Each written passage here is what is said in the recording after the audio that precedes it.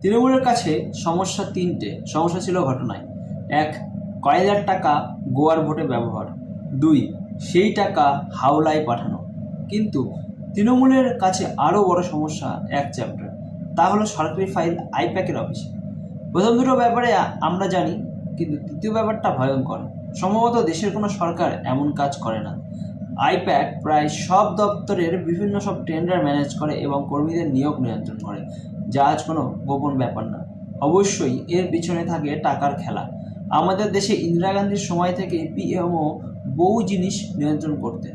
বিভিন্ন রাজ্যের সিএমও এই নিয়ন্ত্রণ ক্ষমতা দেয় মুখ্যমন্ত্রীদের, যা কিছুটা হলেও গণতন্ত্র বিরোধী। এখানে চলে মন্ত্রীদের নিয়ন্ত্রণ, আমলাদের নিয়ন্ত্রণ, আর সব পিএমও সিএমও। কিন্তু তাই বলে বেসরকারি সংস্থা সিপিএম জামানায় সরকারি কাজে পার্টি নিয়ন্ত্রণ করতে কোঅর্ডিনেশন কমিটিকে ব্যবহার করে, কিন্তু তারাও সরকারি লোক। একসময় কৃতি গোস্বামীর সঙ্গে সম্পর্ক খারাপ হওয়ায় অসীম দাশগুপ্ত পূর্ত এবং সেচ দপ্তরের টেন্ডার নিয়ন্ত্রণ করতেন। কিন্তু তাই বলে বেসরকারি সংস্থাকে সরকারি ফাইল পাঠানো যা 100% আইন বিরোধী, আর এই জন্য এই ফাইল সবার আগে সরিয়ে ফেলে।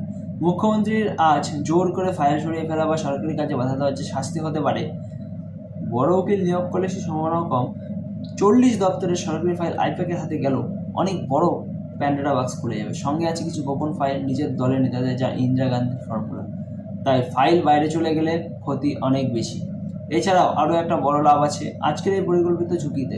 যদি এই আইন ভাঙার জন্য কাল আদালত ছাড় দেয়, তৃণমূল কর্মীদের মনের জোর বেড়ে যাবে 1000 গুণ, যা মনোজ আগরওয়ালের বিধানসভা ভোটকে আলাপনের নেতৃত্বে পঞ্চায়েত ভোট বানিয়ে ছাড়বে। যারা ভাবছেন এই হঠকারী সিদ্ধান্ত, তারা মমতা ব্যানার্জিকে এখনও চেনেননি। পুরোটাই ঠান্ডা মাথার আইন মাথায় খেলে।